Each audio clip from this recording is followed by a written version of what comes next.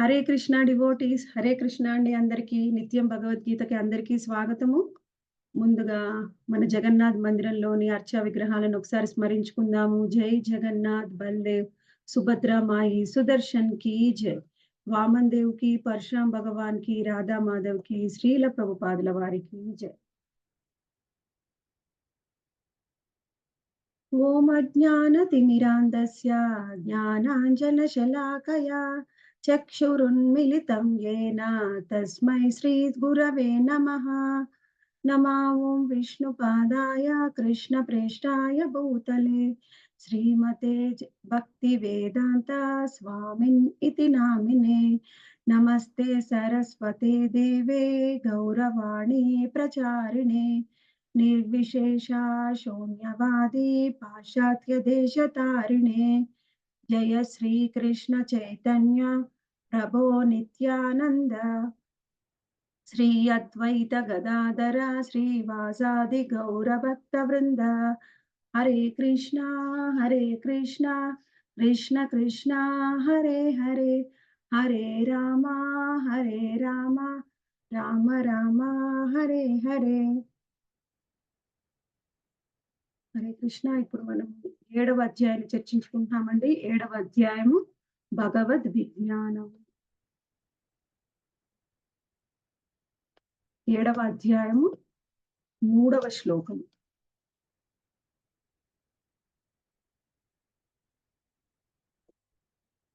మనుష్యాణం సహస్రేషు కశ్చిద్యతతి సిద్ధయే యతతామపి సిద్ధానాం కశ్చిన్మాం వేత్తి తత్వతః. వేలాది మనుషులలో ఎవరో ఒక్కరు మాత్రమే సంపూర్ణ సిద్ధిని సాధించుటకు యత్నించును. ఆ విధంగా యత్నించి సిద్ధిని పొందిన వారిలో కూడా ఎవరో ఒక్కడు మాత్రమే నన్ను యథార్థముగా తెలుసుకొనగలుగుచున్నాడు. చాలా ఇంపార్టెంట్ శ్లోకం అండి. మనుష్యానాం సహస్రేషు అంటే వేలాది మనుష్యులలో, సహస్రేషు అంటే వేలల్లో అని. వేలాది మనుష్యులలో కశ్చిత్ యతతి సిద్ధయే, సిద్ధిని పొందేవారు ఎవరో ఒక్కరుంటారంట. యతతామపి సిద్ధానాం, ఆ విధంగా సిద్ధిని పొందిన వారిలో కూడా కశ్చిన్ మాం వేత్తి తత్వతః, తత్వతః నన్ను అర్థం చేసుకునేవారు. తత్వతః అంటే యథార్థ రూపంలో అర్థం చేసుకునేవారు ఎవరో ఒక్కరు మాత్రమే ఉంటారని ఈ శ్లోకాన్ని మనకి వివరిస్తూ ఉన్నారు. ఎవరండి ఈ శ్లోకం చెప్పేది? ఎవరు చెప్తున్నారు? కృష్ణ భగవానుడు. శ్రీకృష్ణ భగవానుడు చెప్తున్నాడు. వేలాది మనుషులలో ఒక్కరు మాత్రమే ఆయన్ని తత్వతః అర్థం చేసుకోగలరంట. మరి మిగిలిన వాళ్ళు ఎలా అర్థం చేసుకుంటారు? ఇప్పుడు మనకి అనేక రకాల మనుషులు ఉంటారు బయట. ఎన్ని రకాలు ఉంటారండి? ఇప్పుడు మనకి భగవంతుడు సృష్టించిన ఈ సృష్టిలో 84 లక్షల జీవరాశుల్లో 4 లక్షల రకాలు మనుషులే ఉంటారు. అదేంటండి 4 లక్షల రకాలు? అందరికీ 2 కళ్ళు, 1 ముక్కు, 1 నోరు, 2 చేతులు, 2 కాళ్ళు, అంతే కదా. మరి ఎందుకు 4 లక్షల రకాలు అంటున్నారు? ఇప్పుడు మనం చూడొచ్చు, ఏదైనా ఇన్సెక్ట్స్, సూక్ష్మ క్రిములు ఉన్నాయనుకోండి, ఒక్కొక్క సూక్ష్మ క్రిమి ఒక్కొక్క విధంగా ఉంటుంది, ఏదో కొంత భేదం ఉంటుంది. అప్పుడు దానికి వేరే పేరిస్తాము, అది వేరే రకమైన జీవి అంటాము. కానీ మరి మనుషులు అందరూ ఒకే విధంగా ఉన్నారు కదా. మరి 4 లక్షల రకాలు ఎక్కడి నుంచి వచ్చారు అంటే, వాళ్ళ మీద ఉన్న గుణ ప్రభావాన్ని బట్టి మనుషుల్ని 4 లక్షల రకాలుగా భగవంతుడే నిర్ణయించేశాడు, అన్ని రకాలు ఉంటారు అని. మరి అన్ని రకాల మనుషులు ఉన్నప్పుడు వాళ్ళ గుణాన్ని బట్టి వాళ్ళు భగవంతుని అర్థం చేసుకోవడంలో ఎంతో వ్యత్యాసం ఉంటుంది. ఇప్పుడు చాలా మంది సిద్ధిని పొందడానికి ప్రయత్నం చేస్తారు. అసలు సిద్ధి అంటే ఏమిటి ముందు తెలుసుకుందాం. ఆధ్యాత్మిక మార్గంలో భగవంతుణ్ణి చేరుకోవాలని ప్రయత్నం చేయడం. అసలు కొంతమందికి భగవంతుణ్ణి చేరుకోవాలి అనే జ్ఞానం కూడా ఉండదు. వాళ్ళు ఏం చేస్తారంటే, నేను కూడా ఆధ్యాత్మిక మార్గంలో ముందుకు వెళ్ళాలి, అది భగవంతుణ్ణి వెళ్ళి నేను ప్రార్థిస్తాను, అది ఏం ప్రార్థిస్తాను అనే విషయం తర్వాత విషయం, కానీ నేను భగవంతుడి దగ్గరికి వెళ్ళి ప్రార్థిస్తాను. అలా గుడికి వెళ్ళి దండం పెట్టుకునేవాళ్ళు, గంట కొట్టేవాళ్ళు, ఆ విధంగా కాస్త తీర్థ ప్రసాదం తీసుకొని వాళ్ళ మనసులో ఉన్న కోరికలు చెప్పుకునేవారు మనకి ఎక్కువగా కనిపిస్తూ ఉంటారు. కానీ అసలు సిద్ధిని పొందాలని ప్రయత్నం చేయడం. అంటే ఏమిటి? ఆత్మ ఎవరు? ఈ ఆత్మ ఎక్కడి నుంచి వచ్చింది? అసలు ఈ ఆత్మ యొక్క జ్ఞానం ఏమిటి? ఆ విధంగా ఆత్మ గురించి, పరమాత్మ గురించి ఈ 2 ఆత్మ, పరమాత్మలకి ఇప్పుడు ఆత్మనేమో భౌతికమైంది. పరమాత్మ ఆధ్యాత్మికమైంది. ఈ ఆధ్యాత్మికమైనదేంటి? భౌతికమైనదేంటి? అసలు భగవంతుడు ఎవరు? అని తెలుసుకోవడానికి ప్రయత్నం చేసేవారు వేలాది మనుషుల్లో ఏ ఒక్కరో, ఇద్దరో ఉంటారు. ఆ విధంగా ఇప్పుడు అసలు తెలుసుకోవడానికి ప్రయత్నం చేసే ఒక్కరిలో కొంతమంది వాళ్ళు ప్రయత్నం చేస్తారు. నేను సిద్ధిని పొందాలి. నేను భగవంతుడిని చేరుకోవాలి. ఏదో విధంగా భగవంతుడి దగ్గరికి వెళ్ళాలి అనుకునే వాళ్ళు ఒక్కరు ఉంటారు. ఆ ఒక్కరిలో భగవంతుడిని తత్వతః అర్థం చేసుకునేవారు ఇంకా ఒక్కరు మాత్రమే. అందుకని మనము అసలు ఏం అర్థం చేసుకోవాలి? ఇప్పుడు ఆధ్యాత్మిక మార్గంలో మనం పయనించాలి అంటే, మనం ఏం ఆచరించాలండి? భక్తి మార్గంలోకి రావాలి. అయితే భక్తి మార్గం అంటే ఒక్కొక్కరు ఒక్కొక్క విధంగా ఆచరిస్తూ ఉంటారు. ఇప్పుడు చూడండి, భక్తి మార్గం అంటే ఏమిటి? తెలియకుండా చాలామంది కర్మకాండని, జ్ఞాన యోగాన్ని, ధ్యాన యోగాన్ని ఆచరిస్తూ ఉంటారు. ఇప్పుడు కర్మకాండ విధానం ఆచరించే వాళ్ళకి కేవలం కోరికలు తీరుతాయంతే. కర్మ యోగాన్ని ఆచరిస్తే వాళ్ళు స్వర్గానికి చేరుకోగలరు.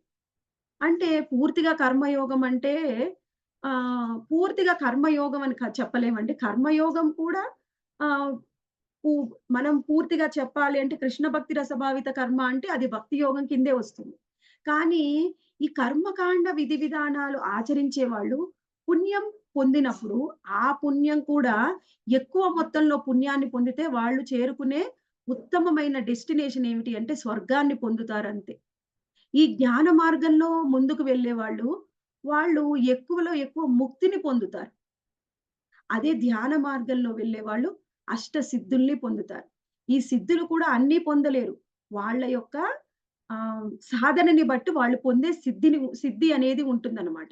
ఈ విధంగా ఒక్కొక్కరు ఒక్కొక్క విధంగా ఆహ్, వాళ్ళు ప్రయత్నం చేస్తూ ఉంటారు భగవంతుడిని చేరుకోవాలని. అయితే ఎవరికి కూడా సరి అయిన మార్గం ఏమిటి అనేది తెలియదు. కేవలం భక్తి యోగులకు మాత్రం తెలుసు సరైన మార్గం ఏమిటి? ఎలా భగవంతుడిని పొందాలి అని. అసలు భగవంతుడు ఎవరు? ఆయన్ని ఎలా పొందాలి అని తెలుసుకునేది కేవలం భక్తి యోగులు మాత్రమే. అయితే అటువంటి భక్తి యోగులు ఆచరించేది భక్తి. ఆ భక్తి అనేది మనము ఎలా ఉంటుంది చెప్పాలి అంటే, భక్తి అనేది చాలా సులభమైనది, అలాగే చాలా కష్టమైనది కూడా. ఇప్పుడు సులభమైనది అంటే ఏ విధంగా? భక్తి అనేది పెద్దవాళ్ళే కాదండి, ముసలివాళ్ళు, చిన్న పిల్లలు, అంతే కాకుండా జంతువులు కూడా ఆచరించవచ్చు భక్తిని. ఇప్పుడు మనము అనేక సార్లు చూసాం. గజేంద్రుడు ఒక జంతువు. అలానే కొంతమంది రాక్షస జాతిలో పుట్టిన వారు కూడా భక్తి యోగాన్ని ఆచరిస్తారు. అంటే భక్తులు భక్తి యోగాన్ని ఆచరించే ఈ మార్గము, భక్తి మార్గం అనేది అతి సులభమైనది. ఎవరైనా ఆచరించడానికి వీలైంది. అదే మనకి కులశేఖర ఆళ్వార్ గారు చెప్తూ ఉంటారు. అసలు ఎవరెవరు భక్తిని ఆచరించవచ్చు అనే విషయాన్ని మనకి వివరిస్తూ ఉంటారనమాట.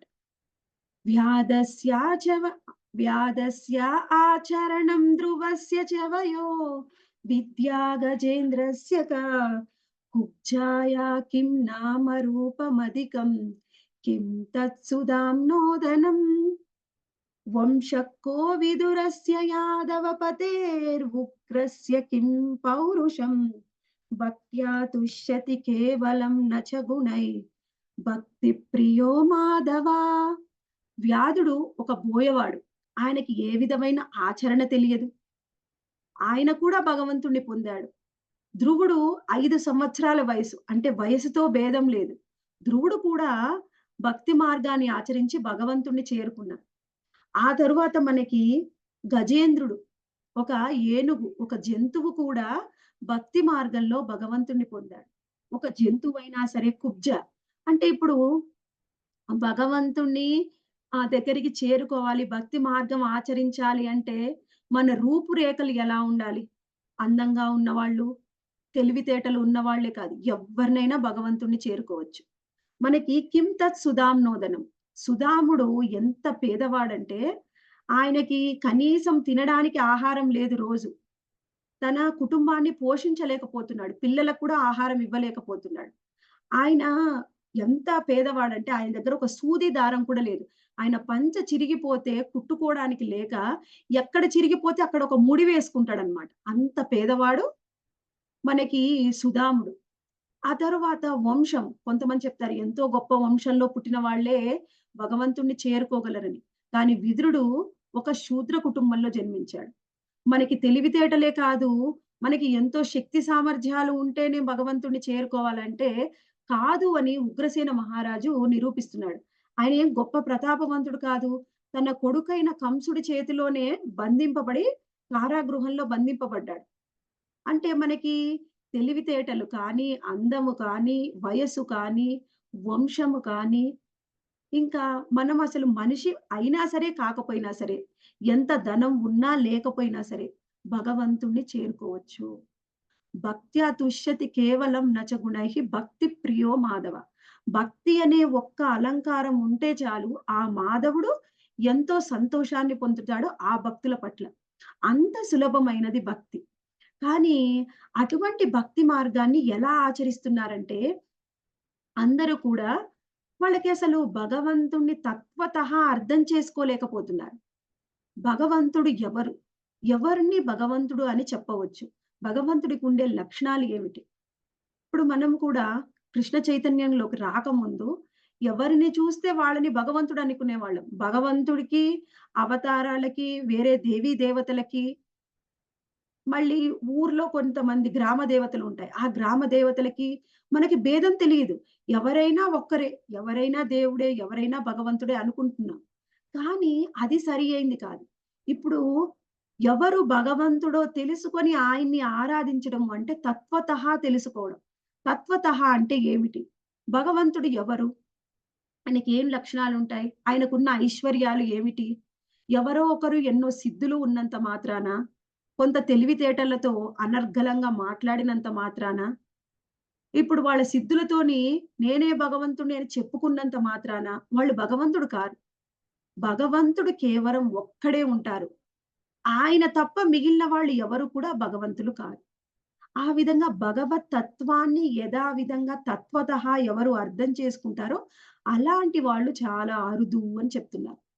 ఇంకా సరే ఇప్పుడు భగవంతుడంటే ఎవరో తెలీదు. కొంతమంది కొంత అభివృద్ధి చెంది భగవంతుడంటే ఎవరో తెలుసుకొని, భక్తుల సాంగత్యంలో భగవంతుడంటే ఎవరో తెలుసుకొని, ఆ మార్గంలో నేను ముందుకు వెళ్తాను. కానీ వాళ్ళేం చేస్తారు అంటే, ఆచరించే మార్గం అనేది వాళ్ళ ఇష్టానుసారం ఎన్నుకుంటారు. మన ఇష్టానుసారం భక్తి అనేది ఆచరించకూడదు. ఈ ఆచార్యులు ఎవరు ఉన్నారో వాళ్ళ ఆచార్యులకి తెలుసు.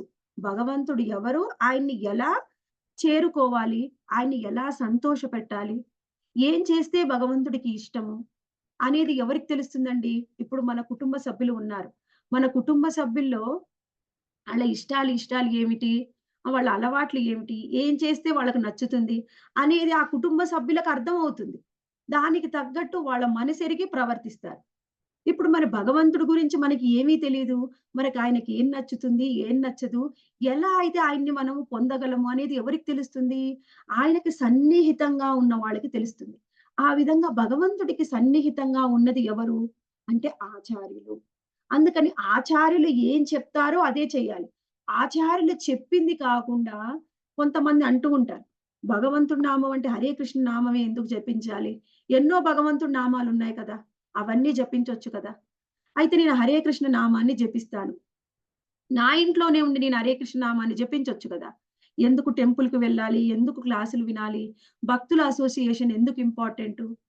అని ఆచార్యులు చెప్పేది కూడా వినరనమాట. ఎందుకంటే వాళ్ళకి మాకే తెలుసు అనే ఒక భావం. వాళ్ళకి అంతకుముందు ఏం తెలుసో కరెక్ట్ విషయం తెలిసిన తర్వాత కూడా అంతకుముందు ఏం తెలుసో దాన్ని విడిచిపెట్టరు. కారణము వాళ్ళకున్న అజ్ఞానము, నాకే తెలుసు అనే భావం. వాళ్ళ గురించి మనకి శ్రీల రూప గోస్వామి మనకు వివరిస్తూ ఉన్నారు. అసలు మనకి ఇష్టమైన విధంగా భక్తిని ఆచరిస్తే ఏం జరుగుతుంది అని. శృతి స్మృతి పురాణాది పాంచరాత్ర విధిం వినా ఐకాంతికీర్ హరేర్భక్తి ఉత్పాత ఎవ కల్పతే. మనకేం చెప్తున్నారంటే శృతి స్మృతి పురాణాది పాంచరాత్ర విధిం వినా. శృతులు అంటే మనకి వేదాలు, స్మృతులు అంటే మనకి ఎన్నో పురాణాలు, ఉపనిషత్తులు ఉన్నాయి.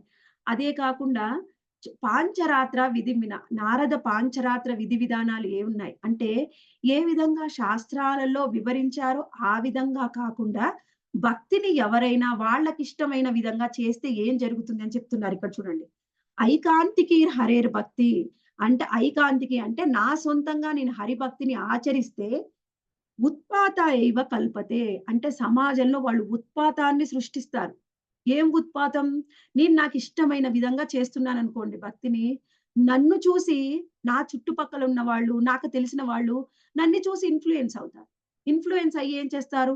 వాళ్ళు వాళ్ళకిష్టమైన విధంగా ఫస్ట్ నన్ను అనుసరిస్తారు కొంచెము, అది ఆచరిస్తారు. తరువాత వాళ్ళకిష్టమైంది కొంచెం కలుపుతారు దానికి. అలా భక్తి అనేది ఎవరికి ఇష్టమైన విధంగా వాళ్ళు ఆచరిస్తే, నువ్వు భగవంతుడిని చేరుకోవు. అది భక్తి మార్గం కాదు. భగవంతుడిని ప్రసన్నం చేసుకోలేము. అదొక్కటే కాకుండా సమాజంలో ఉత్పాతం సృష్టించిన వాళ్ళమవుతాం. ఇప్పుడు మనం ఎవరికైనా వీలైతే, చేతనైతే మంచి చేయాలి. చెడు చేస్తే ఏమవుతుందండి? మంచి చేయలేదనుకోండి, మనకు పుణ్యం రాదు, పాపం రాదు. ఒకవేళ చెడు చేస్తే ఏమవుతుంది? పుణ్యం రాకపోగా, భగవంతుడిని ప్రసన్నం చేసుకోలేకపోగా, ఆయన్ని చేరుకోలేకపోగా, మనకి పాపం అనేది వస్తుంది. ఉత్పాత ఏవ కల్పతే. అంటే ఉత్పాతం సృష్టించకండి. మీకిష్టమైన విధంగా భక్తిని ఆచరించకండి. ఆచార్యులు ఏం చెప్పారో అదే ఫైనల్. ఆచార్యులు అలానే ఎందుకు చెప్పారు? ఆయనకే తెలుసా? నాకు తెలియదా? నాకు బుద్ధి లేదా? నా మనసులో ఇలా అనిపిస్తుంది చెయ్యాలి. అలా చేస్తే మనం ఉత్పాతం సృష్టించిన వాళ్ళమవుతాం అని పదే పదే చెప్తున్నారనమాట ఆచార్యులు. ఈ భక్తిరథామృత సింధు గ్రంథం ఏమిటండి? ఆ గ్రంథంలోనే చెప్తున్నారు అసలు భక్తిని ఎలా ఆచరించాలని.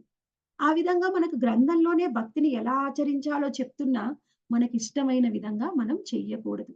ఇప్పుడు మనం తెలుసుకోవాలి, భక్తి అనేది శాస్త్రబద్ధంగానే మనం ముందుకు వెళ్ళాలి అని తెలుసుకున్నాం.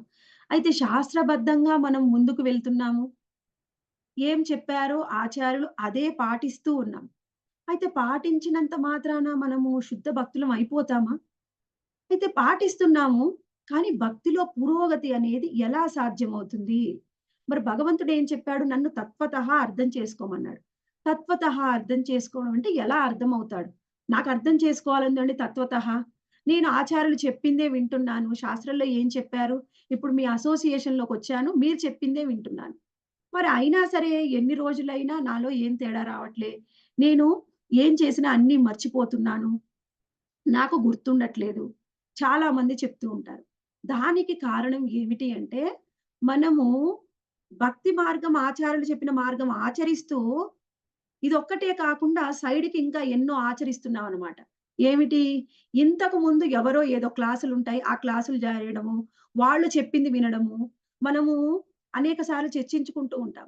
మనసులో ఒక 100 విషయాలు పేరుకొని పోయాయనుకోండి, ఏం జరుగుతుంది? అసలైంది మనం మర్చిపోతాం. అసలైన దాని మీద ధ్యాస ఉండదు. ఇప్పుడు మన ఫోన్‌లో ఇప్పుడు అందరికి వాట్సాప్ గ్రూప్‌లు ఎక్కువైపోయాయి. ఫోన్‌లో అనవసరమైన కంటెంట్ అంతా వస్తుంది. కానీ దాన్ని డిలీట్ చేయడం లేదు. అప్పుడేం జరుగుతుంది? ఫోన్ హ్యాంగ్ అవుతుంది. మనం ఒక ఫోన్ కాల్ చేసుకోవడానికి కూడా ఫోన్ పనికిరాదు. అలానే జరిగింది మొన్న నాది. ఒక ఫోన్ కాల్ చేసుకోవడానికి కూడా పనికి రావట్లేదు. అంటే ఇంతకు ముందున్న మెసేజ్‌లు డిలీట్ చేయడం మీద నేను కాన్సంట్రేట్ చేయలేదు. అలా నా మనసుని కూడా ఇంతకు ముందు నేనేవేవో ఆచరించాను భక్తి మార్గంలోకి. కృష్ణ చైతన్యంలోకి రాకముందు ఎవరు ఏం చెప్పినా వినడానికి ధ్యానం అంటే ఏమిటి? జ్ఞానం అంటే ఏమిటి? ఎన్నో విషయాలు నా మనసులో ఉన్నాయి. అదంతా తీసేయకుండా నేను కృష్ణ చైతన్యంలోకి ముందుకు వెళ్ళడానికి ప్రయత్నం చేశాననుకోండి. నేను ఇది ఆచరిస్తానండి, అది కూడా ఆచరిస్తాను. అప్పుడేం జరుగుతుంది? మన మనసులో మెమరీ లేదు. స్పేస్ లేదు. నువ్వేం చెప్పినా వింటావు, మర్చిపోతావు. నీకేది గుర్తుండదు. సరైన మార్గంలో మనకు వన్ పాయింట్ ఫోకస్ అనేది ఉండదు. వ్యవసాయాత్మిక బుద్ధి అనేది ఉండదు. అవ్యభిచారేణ భక్తి అనేది ఉండదు. మనకు వ్యవసాయాత్మిక బుద్ధి ఉండాలన్నా, అవ్యభిచారేణ భక్తి ఉండాలన్నా ఏం చేయాలి అనేది ఇక్కడ చెప్తున్నారండి. మనకి శ్రీల ప్రభుపాదులు వివరిస్తున్నారు.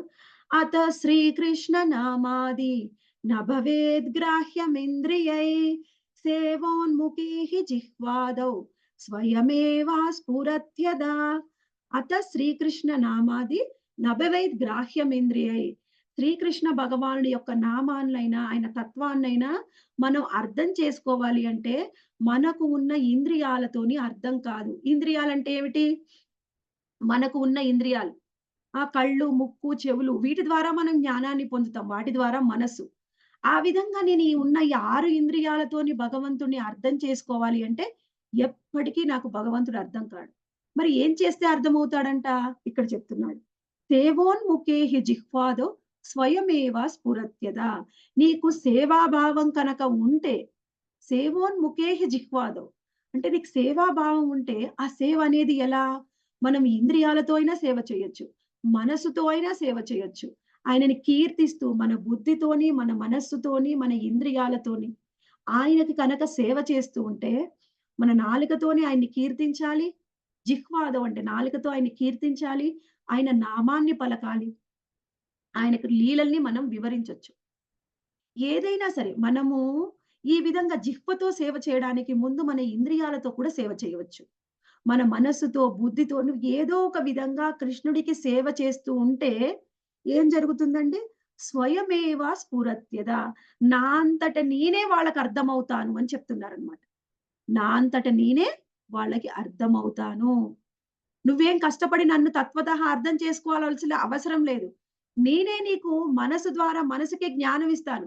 నేనే మీకు అర్థమవుతాను. అప్పుడు మనం ఏం చేయాలి? సేవ చేయాలి. నేను జిహ్వ ద్వారా అంటే నేను నామం చేస్తున్నానండి. కానీ శ్రద్ధ కుదరడం లేదు. నేను కీర్తించాలని ట్రై చేస్తున్నాను. నాకు గుర్తుండడం లేదు. అప్పుడేం చేయాలి? ఇంద్రియాలతోని సేవ చేయాలి. వైష్ణవులకు కానీ, కృష్ణుడికి కానీ మందిరానికి వెళ్లి, లేకపోతే మీ మెంటర్ మీకు ఏ సేవ ఇచ్చినా సరే, ఆ సేవ చేయడానికి ప్రయత్నం చేస్తుంటే భగవంతుడు స్వయంగా తానంతట తానే మనకు అర్థమవుతాడంట తత్వతః. అప్పుడు మాత్రమే కృష్ణుడిని మనం తత్వతః అర్థం చేసుకోగలం. అయితే ఈ విధంగా ఆయన్ని తత్వతః అర్థం చేసుకోవడానికి భక్తి మార్గంలో ముందుకు వెళ్ళాలి. అసలు సరైన భక్తి మార్గం అంటే ఏమిటి అనేది అర్థం చేసుకోవాలి అంటే, మనకి భక్తి అనేది తెలియాలి అంటే, అసలు ఏమిటి సరి అయిన భక్తి విధానం తెలియాలి అంటే, భక్తుల సాంగత్యం ఉండాలి. భక్తుల సాంగత్యం అంటే, వాళ్ళెక్కడైనా మీకు రోడ్డు మీదైనా కలవచ్చు. లేకపోతే వాళ్ళు మీ బంధువులో, స్నేహితులో అయి ఉండొచ్చు. లేకపోతే ఏ విధంగా అయినా ఇటువంటి భక్తుల సాంగత్యం మీకు ఆన్‌లైన్‌లో దొరికి ఉండొచ్చు. అప్పుడు మాత్రమే భక్తి అంటే ఏంటో తెలుస్తుంది. ఆ విధంగా మీరందరూ కూడా భక్తి మార్గం అంటే ఏమిటి? భక్తుల సాంగత్యం ద్వారా తెలుసుకున్నారు. మీ అందరికి కూడా ఎవరో ఒకరి సాంగత్యం ద్వారానే ఈ మార్గంలోకి వచ్చి తత్వతః ఆయన్ని అర్థం చేసుకోవడానికి ప్రయత్నిస్తున్నారు. అంటే ఎన్నో ఇప్పుడు తెలుసుకోవడానికి ప్రయత్నించిన వాళ్ళలో వేల మంది. ఆ విధంగా ఆ మార్గంలోకి వచ్చేవాళ్ళు అందులో ఆ వేల మందిలో అంటే వేలు, వేలు అంటే ఎన్నైతారంటే ఎన్నో కోట్ల మందిలో కొంతమంది తత్వతః ఆయన్ని అర్థం చేసుకుంటారు. అటువంటి కోటాను కోట్లల్లో అర్థం చేసుకున్న వారిలో ఆయన తత్వతః మీరు కూడా ఒకరు. మీరు, మేము కూడా. ఆయన తత్వతః అర్థం చేసుకోవడానికి ప్రయత్నం చేస్తున్నాం. అయితే ఇది ఎలా సాధ్యమైంది మనకి? అంటే భక్తుల సాంగత్యం ద్వారా. భక్తుల సాంగత్యం ద్వారానే తెలుస్తుంది. భక్తులు ఎప్పుడైతే భక్తిని ప్రచారం చేస్తారో అప్పుడు మాత్రమే ఆయన్ని మనం తత్వతః తెలుసుకోగలం. అయితే ఇక్కడ ఈ విధంగా భక్తులు ఎలా తెలియజేస్తున్నారు అంటే వాళ్ళు ఆచార్య పరంపరలో వస్తూ ఆచార్యులు ఏం చెబుతున్నారో ఆ విధంగా వాళ్ళు ప్రచారం చేస్తూ ఉన్నారు కాబట్టి, ఈ విధంగా కృష్ణుని తత్వతః తెలుసుకోవడం అనేది సాధ్యమవుతుంది. అయితే ఈ విధంగా ప్రచారాన్ని ఉధృతంగా సాగించింది ఎవరు అంటే, శ్రీ చైతన్య మహాప్రభు ఇచ్చిన కృష్ణ చైతన్య ఉద్యమాన్ని 500 సంవత్సరాల క్రితం ఎంతో మంది భక్తులు ఉన్నారు. కానీ అది అంతా మరుగున పడిపోయి ఇష్టమైన సిద్ధాంతాలన్నీ వచ్చాయి. అటువంటి సిద్ధాంతాలలోంచి సరి అయిన మార్గం ఏమిటి? ఏ విధంగా భక్తిని ప్రచారం చేయాలి అని ఆ మార్గం మనకి చూపించింది శ్రీల భక్తి సిద్ధాంత సరస్వతి ఠాకూర్‌ల వారు. ఆయన భక్తి సిద్ధాంత సరస్వతి ఠాకూర్‌లు ఏ విధంగా అంటే ఆయన భక్తి సిద్ధాంత సరస్వతి ఠాకూర్‌లు ప్రచార ఉద్యమాన్ని ప్రారంభించడానికి ముందుగా ఎవరైనా భక్తులు ఉంటే వాళ్ళకి కృష్ణ చైతన్యం అంటే తెలిస్తే వాళ్ళు వెంటనే బృందావనికి వెళ్ళిపోయేవారనమాట. వాళ్ళెప్పుడు కూడా ఈ సామాన్యమైన మానవులతో కలిసి ఉండేవారు కాదు.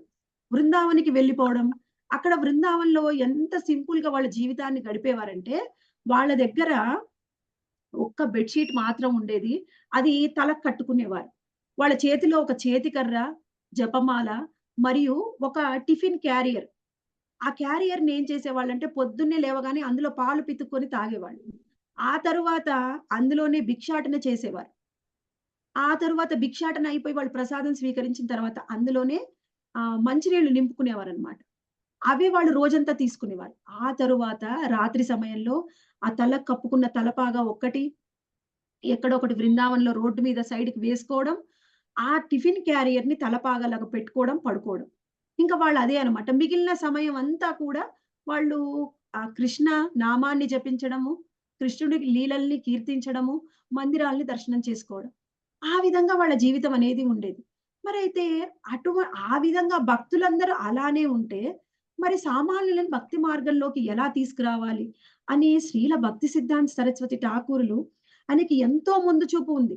ఎంత ముందు చూపు ఉందంటే, ఈ మార్గం అనేది, ఈ భక్తి మార్గం ఇది ఎంతో కఠినమైంది. ఇక ముందు భవిష్యత్తులో ఎవరు ఇటువంటి మార్గాన్ని ఆచరించలేరు. భక్తిని ప్రచారం చేయాలి అంటే, ఆయన ఒకటే నిర్ణయం చేసుకున్నారనమాట.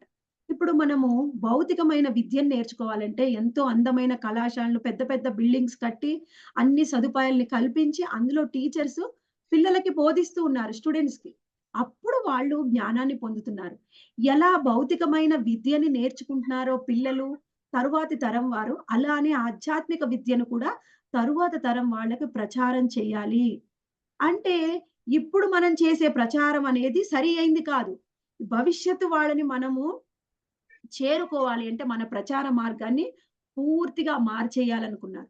అంతకుముందు మీరు గురు పరంపర ఫోటో చూస్తే అందరూ కూడా ఆచార్యులు వైట్ కలర్ డ్రెస్ ఏసుకునేవాళ్ళనమాట. భక్తి సిద్ధాంత సరస్వతి ఠాకూర్‌లే మొదటిసారి ఆయన మనం ఎంత గొప్పవాళ్ళమైనా, బయట ఉండే మాయావాదులు ఎంతమంది ఉన్నా, వాళ్ళందరూ కూడా కాషాయ బట్టల్ని ఏసుకోవడం వల్ల వాళ్ళకిచ్చే విలువ, ఈ తెల్ల రంగు బట్టలేసుకుంటే మనకివ్వడం లేదు. ఎందుకంటే, కాషాయ బట్టలేసుకుంటే వాళ్ళు ఎంతో గొప్పవాళ్ళు, సన్యాసులు, వాళ్ళు గొప్ప భక్తులు, వాళ్ళకి జ్ఞానం ఉంటుందనే అపోహ ఎక్కువ మందికుంది. అందుకని భక్తి సిద్ధాంత సరస్వతి ఠాకూర్‌లు ఏం చేశారంటే, కాషాయ వస్త్రం కాకుండా ఆయన సాఫ్రాన్ ధరించారు. సాఫ్రాన్ అంటే అక్కడ చాలా లైట్ కలర్, పీచ్ కలర్ యేసుకున్నారనమాట మొదటిసారి. పీచ్ కలర్ అనేది రాగానుగ భక్తికి గుర్తు. ఆయన వస్త్రాలని మాత్రమే మార్చలేదు. ఆయన ఏం చేశారంటే పూర్తిగా మొత్తము ప్రచార ఉద్యమాన్నే పూర్తిగా మార్చేశారనమాట. ఏ విధంగా అంటే ఎంతో మంచి మంచి మఠాలని ఏర్పాటు చేశారు. ఆ మఠంలో ఎవరైనా చేరి ఆధ్యాత్మిక జ్ఞానాన్ని పొందవచ్చు. ఆ పొందిన వారు తరువాత తరానికి అందిస్తారు. అందుకనే మన శ్రీల ప్రభుపాదుల వారిని కలిసినప్పుడు ఏం చెప్పారు? మీరెంతో బాగా చదువుకున్నారు. మీరెందుకు ఆంగ్లంలో కృష్ణ చైతన్యాన్ని ప్రచారం చెయ్యకూడదు అని అడిగారు. ఇంతకుముందు ఏమనుకునేవారంటే, భౌతిక విద్య నేర్చుకున్న వాళ్ళు ఆధ్యాత్మిక విద్య నేర్చుకోలేరు. భౌతికంగా, ఉన్నతంగా పురోగతి చెందిన వారు వాళ్ళు ఆధ్యాత్మిక విద్య నేర్చుకోలేరు. వాళ్ళు భగవంతుడికి దూరంగా ఉంటారు. ఎవరికైతే తెలివితేటలు లేవో, ఎవరు అజ్ఞానంలో ఉంటారో, ఎవరికైతే ఏమీ చెయ్యలేరో, ఎవరైతే ఇంక ఏమీ చెయ్యలేమనే వృత్తిలో వాళ్ళకే భక్తి అనుకునేవారు. కానీ ఆ భావాన్ని పూర్తిగా మార్చేసి భక్తి సిద్ధాంత సరస్వతి ఠాకూరులు అసలు యూత్ అంటే బ్రహ్మచారుల్ని, గృహస్థులకి ఏ విధంగా ప్రచారం చేయాలి? ఏ విధంగా ప్రచారం చేసి ఎంతో మందిని ఎలా చేరుకోవాలి అని ఆయన ఒక మంచి ఒక ఆర్గనైజేషన్‌ని స్థాపించి, ఆ ఆర్గనైజేషన్‌ని ఎలా ముందుకు తీసుకొని వెళ్ళాలి అనేది అన్ని సిద్ధాంతాలని కూడా తన శిష్యులకి ఇచ్చారు. అటువంటి సిద్ధాంతాలనన్నిటిని కూడా తూచా తప్పకుండా పాటించిన వారు మన శిక్షా గురువులు, మనందరికీ గురుదేవులైన శ్రీల భక్తి వేదాంత స్వామి శ్రీల ప్రభుపాద్. ఆయన తన గురువు గారు ఏం చెప్పారో అది తూచా తప్పకుండా పాటించారు. అందుకనే ఆయన పాశ్చాత్య దేశాలకి వెళ్ళినా, మన మన ఇండియాలో ప్రచారం చేసినా ఎక్కువగా సక్సెస్ పొందారు. కారణం ఆయన ఎన్నో సార్లు చెప్తారు. కారణం మా గురువు గారు. మా గురువు గారు ఏం చెప్పారో నేను అదే చేశాను. ఆయన చెప్పారు పుస్తకాలను ముద్రించండి. ఆ విధంగా మీరు భవిష్యత్తు తరాలని చేరుకోగలరు. ఆంగ్లంలో ప్రచారం చేయండి. భవిష్యత్తు మొత్తం ఆంగ్లమే అని ఆయనకు తెలుసు. అందుకే ఆంగ్లంలో ప్రచారం చేయమన్నారు. ఆ తర్వాత ఎప్పుడైతే ఆయన ఆంగ్లంలో ప్రచారం చేశారో, ఆంగ్లంలో పుస్తకాలు రాసారో, ఆ తర్వాత అన్ని మిగిలిన భాషల్లో కూడా అది అనువదించబడింది. భక్తి సిద్ధాంత సరస్వతి ఠాకూరులు అసలు ప్రచారం అంటే ఏమిటి? ఏ విధంగా ఒక భక్తుడు ఇంకొక భక్తుడిని తయారు చేయాలి అనేది మొత్తము కూడా తయారు చేసి మన శ్రీల ప్రభుపాదుల వారికి ట్రైనింగ్ ఇచ్చి ఆయన్ని పాశ్చాత్య దేశాలకు పంపించారు. ఆయన శ్రీల ప్రభుపాదుల వారు ఎప్పుడు కూడా నా తెలివితేటలు, నేనే ఈ జ్ఞానం అంతా అందరికిస్తున్నాను అనుకోలే. నా గురువు చెప్పారు కాబట్టి నేను పాశ్చాత్య దేశాలకొచ్చాను. నా గురువు చెప్పారు కాబట్టి ప్రచారం చేస్తున్నాను. నా గురువు చెప్పారు కాబట్టి నేను పుస్తకాలను ముద్రించి వితరణ చేస్తున్నాను అని ఆ భావం ఉందన్నమాట. అంటే దాన్నేమంటారు? గురు భక్తి. ఎవరైతే గురువుని పొందుతారో, ఎవరైతే గురువుని చేరుకోవడానికి ప్రయత్నం చేస్తారో, వాళ్ళు కృష్ణుడిని తప్పకుండా చేరుకోగలరు. ఇప్పుడు మనం ఒక ప్రైమ్ మినిస్టర్‌ని కలవాలంటే ఏం చేస్తామండి? ఆయన పీఏని కలుస్తాం. పీఏని కలవకుండా ప్రైమ్ మినిస్టర్‌ని ఒక హోమ్ మినిస్టర్ కూడా కలవలేడు.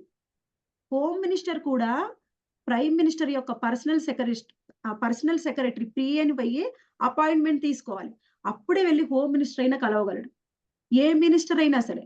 అలానే మనం భగవంతుడిని కలుసుకోవాలి అంటే ఆయన యొక్క అనుచరులు, ఆయన యొక్క భక్తులైన ఆచార్యులను కలవాలి.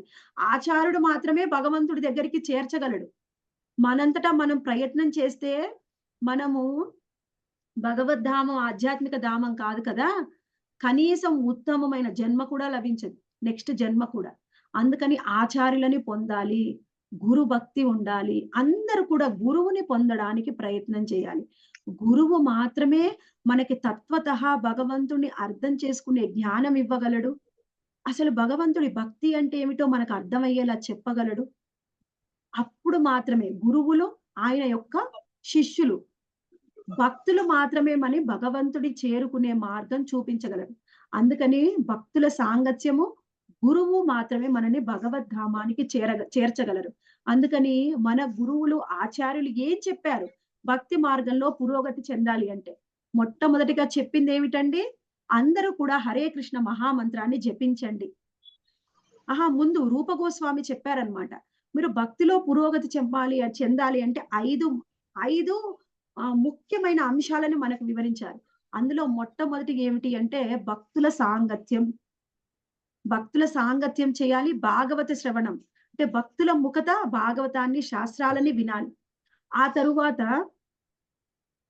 మనము భక్తుల సాంగత్యంలో మందిరాలని, తీర్థయాత్రలకు వెళ్ళాలి. భక్తుల సాంగత్యంలో తీర్థయాత్రలు చెయ్యాలి. ఆ తరువాత మనము భక్తుల సాంగత్యము, తీర్థయాత్ర తరువాత మనము భగవంతుడి అర్చా విగ్రహాలని ఆరాధించాలి. ఆ తరువాత చెప్పింది మనకి ఏమిటి అంటే, మనము భగవంతుడి యొక్క నామాన్ని కీర్తించాలి. ఈ విధంగా ఈ 5 ముఖ్యమైన అంశాలు ఏ విధంగా ఆచార్యులు చెప్పారో, అది ఆచరిస్తే మనం భగవంతుడిని తత్వతః అర్థం చేసుకొని భగవంతుడిని చేరగలం. అంతే తప్ప మనకి ఇష్టమైన మార్గంలో వెళ్ళినంత మాత్రాన మనకేదో కాస్త పుణ్యం రావచ్చు, ఉత్తమ జన్మ ఇంతకంటే కొంచెం ఉత్తమ జన్మ రావచ్చు. ఉత్తమ జన్మ రావచ్చు, కానీ అప్పుడు కూడా మనకి ఎన్నో ఇబ్బందులు, కష్టాలు వస్తాయి. ఎందుకంటే ఇది దుఃఖాలయం. దుఃఖాలయం అశాశ్వతం. ఈ దుఃఖాలయంలోనే ఉంటాము. ముసలితనము, వ్యాధి, మరణం అనేది మనకు కూడా ఉంటాయి. వీటి నుంచి బయటపడాలి. భౌతిక లోకం నుంచి ఆధ్యాత్మిక లోకానికి వెళ్ళాలి అంటే భగవంతుణ్ణి చేరుకోవాలి.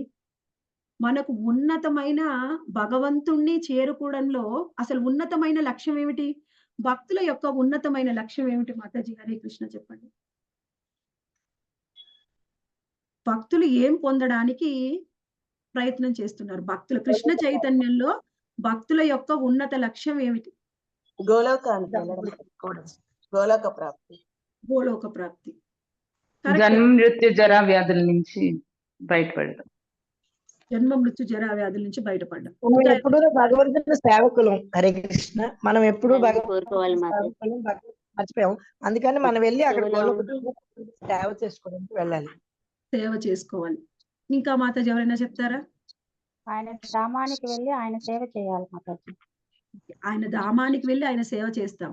ఎందుకు చేస్తాం? ఆయన సేవను ఎందుకు చేయాలి మనం? కృష్ణ ప్రేమను పొందడానికి. ఉన్నతమైన లక్ష్యం ఏమిటి మనది? కృష్ణ ప్రేమను పొందడానికి. కృష్ణ ప్రేమ పొందడం మన ఉన్నతమైన అతి ఉన్నతమైన లక్ష్యం. అది చేరాలి అంటే గురువు ద్వారానే సాధ్యము. ఆ విధంగా మనము తత్వతః ఎవరిని భగవంతుని అర్థం చేసుకుంటారో తెలుసుకున్నాం. ఆ తరువాత మనం రేపు తెలుసుకుందాం. ఇంకా భగవంతుడు తనకు సంబంధించిన జ్ఞానాన్ని వివరించబోతున్నారు. ఈ మొత్తం 7వ అధ్యాయం కూడా ఎంతో మంచి శ్లోకాలు ఉంటాయి. తత్వతః భగవంతుని ఎలా అర్థం చేసుకోవచ్చు అనేది మనకి వివరిస్తారు. రేపు చూద్దాము ఇంకా భగవంతుని ఏ విధంగా తత్వతః అర్థం చేసుకోవాలి అని. హరే కృష్ణ మాతాజీ. ఎవరికి హరే కానీ కృష్ణ మాతాజీ. ప్రశ్నలు కామెంట్స్ ఉంటే ఇవ్వండి. హరే కృష్ణ మాతాజీ. హరే కృష్ణ. ముక్తి అంటే ప్రభుజీ, ముక్తి అనేది మనకు 5 రకాల ముక్తులు ఉన్నాయి. అది ఒకటి సాయుజ్య, సాలోక్య, సారూప్య మరియు సాష్టి. 5 రకాల ముక్తులు ఉన్నాయి. సాయుజ్య ముక్తి అంటే భగవంతుడి యొక్క దివ్యమైన వెలుగు అంటే బ్రహ్మ తేజస్సులో కలవాలి అనుకోవడము, అది సాయుజ్య ముక్తి.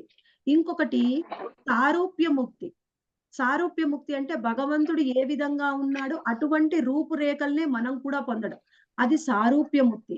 సాలోక్య ముక్తి అంటే భగవంతుడు ఉన్న లోకాలు, అవి ఏవైనా వైకుంఠ లోకాలు, ఆధ్యాత్మిక లోకాల్లో మనము కూడా స్థానాన్ని పొందడం, ఆయనకు అదే లోకంలో మనము కూడా నివసించగలగడం, అది సాలోక్య ముక్తి. ఇంకొకటి సామీప్య అంటే భగవంతుడికి అతి దగ్గరగా సేవ చేసుకోవడం, అది సామీప్య.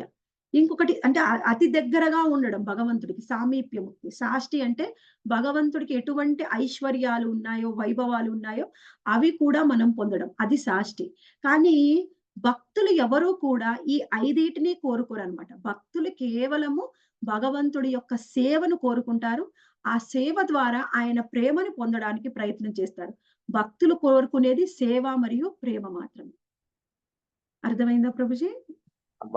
చాలా బాగా అర్థమైంది మాత. ఇంత ఇప్పటి వరకు డౌట్ గా ఉంది ముక్తి అనేది. ఓకే.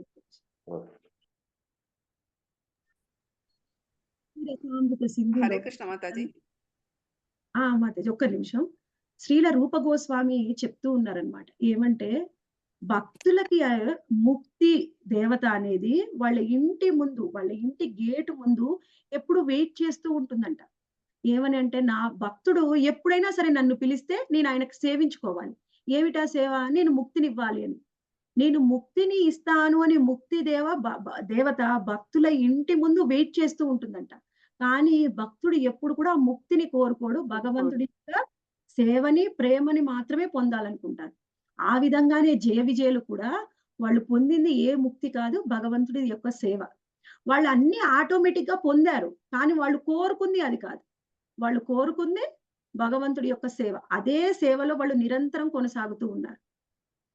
Thank you Mataji. అయితే నిజంగా ఒక భక్తుడు అనేవాడు భక్తితో సేవ ఆయన ప్రేమ కోరుకుంటాడు కానీ ముక్తిని కోరుకోడు. ముక్తిని కోరుకోడు. ముక్తి అనేది భక్తులకు కోరుకోవాల్సిన అవసరం లేదు, చాలా సులభంగా వచ్చేస్తుంది. ఎప్పుడు వస్తుంది? ఆచారాలు ఏం చెప్తే అది విధంగా ఆచరిస్తూ వస్తుంది. మన ఇష్టమైనట్టు చేస్తే రాదు. కాదు. చాలా బాగుంది. హరే కృష్ణ మాతాజీ. చాలా బాగుంది. హరే కృష్ణ. హరే కృష్ణ మాత చెప్పండి. మాతాజీ, ఇప్పుడు మనము గుడికి వెళ్ళాలి అంటే వేరే గుళ్ళు కాదు కదా మాతాజీ, మనం వెళ్ళాల్సింది ఇస్కాన్ టెంపుల్స్. ఇంకోటి ఇస్కాన్ టెంపుల్ మనకి దగ్గరగా లేనప్పుడు సెంటర్లకు వెళ్ళొచ్చు కదా మనము?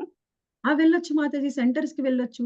ఆ సెంటర్ యొక్క పర్పసే అది మాతాజీ. మనము టెంపుల్ దూరంగా ఉన్నప్పుడు. ఇంకేముందా మాతాజీ మీ ప్రశ్న? లేదు మాతాజీ, ఇదే సెంటర్స్ ఉంటే సెంటర్స్ కి వెళ్ళొచ్చు కదా మనం దగ్గరలోను అనేసి. వెళ్ళొచ్చు మాతాజీ. అక్కడ సెంటర్స్ కి వెళ్ళినా మనం ఏం చేస్తాము, అక్కడ భగవంతుడి ఆరాధన, విగ్రహారాధన ఉంటుంది. ఆ తర్వాత మనం కీర్తన చేస్తాము, ఆ తర్వాత క్లాస్ వింటాము, ఆ తర్వాత ప్రసాదం తీసుకుంటాం. మందిరానికి వెళ్ళినా చేసేది అదే, సెంటర్స్ కి వెళ్ళినా చేసేది అదే. భక్తుల సాంగత్యం ముఖ్యం. భక్తుల సాంగత్యంలో ఇవన్నీ చేయాలి.